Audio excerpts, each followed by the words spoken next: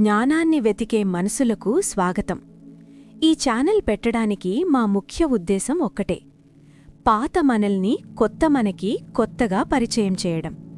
మన పూర్వీకులు మనకందించిన ఆ అమూల్యమైన జ్ఞానాన్ని, వారు చెప్పిన ప్రతి చిన్న విషయం, సాంప్రదాయం వెనుక దాగి ఉన్న రహస్యాన్ని తెలుసుకోవడం. కాని నేటి ఈ వేగవంతమైన ఆధునిక జీవన విధానాల్లో ఆ జ్ఞానాన్ని పూర్తిగా పాడుచేసుకుంటూ ప్రశాంతమైన జీవితం ఎలా గడపాలో తెలియక స్వంత ఆలోచనా విధానాన్ని కూడా మెల్లగా మరిచిపోయే ప్రమాదస్థితిలో ఉన్నాం. ఈ సృష్టిలో ప్రశ్న ఉంటే సమాధానం కూడా తప్పనిసరిగా ఉంటుంది. ఇది సత్యం.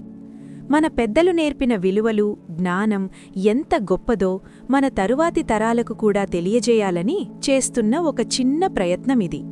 ఈ ప్రయాణంలో మీ అందరి మద్దతుతో మనమంతా కలిసి ముందుకు వెళుతామని నమ్ముతూ ఇక ఇవాళ కథ మొదలు పెడదామా మరి? మనందరికీ ఒక భయం ఉంటుంది.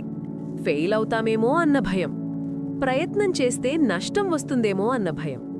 కానీ ఈ భయమే మన జీవితంలో మనల్ని ముందుకు వెళ్లనివ్వకుండా ఆపేస్తోంది అని మీకు తెలుసా? ఈ నిజాన్ని 1000 ఏళ్ల క్రితమే ఆచార్య చాణక్యులు చాలా సింపుల్గా చెప్పారు.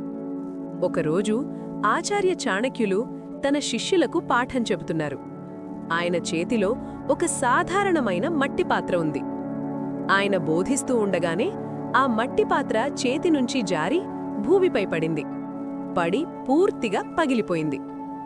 అది చూసిన శిష్యులందరూ ఆశ్చర్యపోయారు.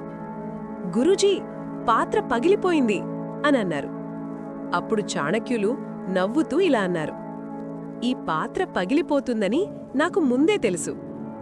శిష్యులు ఆశ్చర్యంతో అడిగారు, అలా తెలుసు అంటే గురూజీ, అయితే ఎందుకు ఈ పాత్రను పట్టుకున్నారు?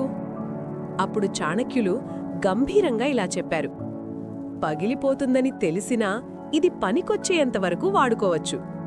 భయం వల్ల ముందుగానే వదిలేయకూడదు. మన జీవితం కూడా అలాగే ఉంటుంది.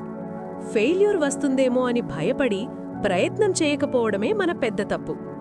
ప్రయత్నం చేయకపోతే విజయం ఎప్పటికీ మన దగ్గరకు రాదు. చాణక్య నీతి మనకి చెప్పేది ఒక్కటే, భవిష్యత్తు గురించిన భయం వర్తమానాన్ని నాశనం చేస్తుంది.